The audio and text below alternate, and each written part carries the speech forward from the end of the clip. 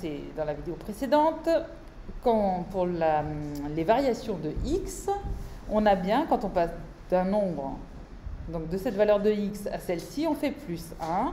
De cette valeur de x à celle-ci, on fait plus 1, etc. Et à chaque fois ici, on a bien une variation de x sur cette ligne qui est égale à plus 1. Pour les variations de y, donc pour passer de cette valeur de y à celle-ci, on fait moins 3. Pour passer de cette valeur de y à celle-ci, on fait 0, etc. Et donc, en fait, ici, on se rend compte que le delta y, il n'est pas constant. Là, on a moins 3, moins 1, plus 1, plus 3, plus 5, plus 7 et plus 9. J'en profite pour vous dire de bien noter de cette façon, parce que là, la flèche, il y a une importance pour mettre cette flèche-là. On passe de moins 2 à moins 1 en faisant plus 1. Mais quand on passe de moins 1 à moins 2, on fait moins 1. OK ? Donc là, les flèches ont de l'importance. Et pour calculer le delta du delta y, eh bien, on regarde. Delta y, ici, à cet endroit-là, sa valeur, c'est moins 3. À cet endroit-là, sa valeur, c'est moins 1. Et donc, quand on fait la variation de delta de delta y, on voit que pour passer de cette valeur à celle-ci, on doit ajouter 2. Pour passer de cette valeur à celle-ci, on doit ajouter 2. Et on se rend compte que cette fois-ci, pour une fonction du second degré,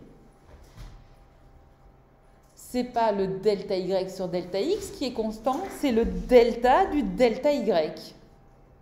Ça va? Les accroissements, désaccroissements, pour les fonctions du second degré, ce sera toujours constant.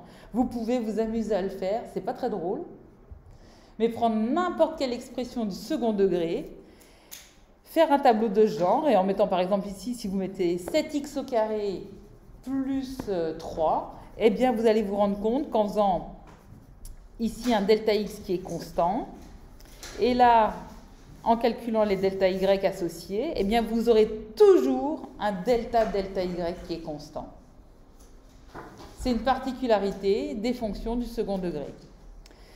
Et quand on a des fonctions, on pourrait dire, du troisième degré, donc ici, à la place d'avoir du x au carré, on a du x exposant 3, eh bien cette fois-ci, c'est le delta du delta y qui est constant.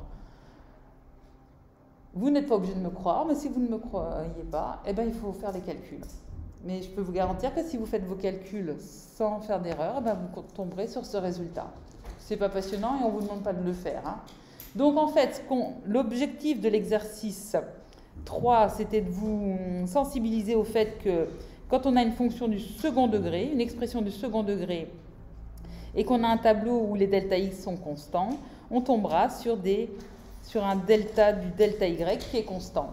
Et quand on a une fonction du premier degré, alors fonction du premier degré,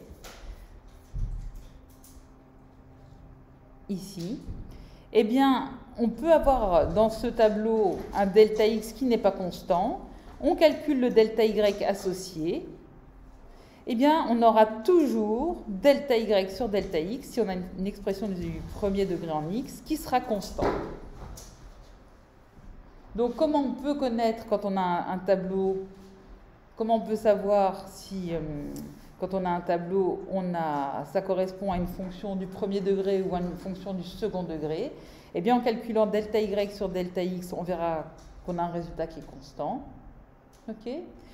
Et pour une fonction du second degré, à l'aide d'un tableau de ce genre, on pourra montrer que le delta de delta y est constant.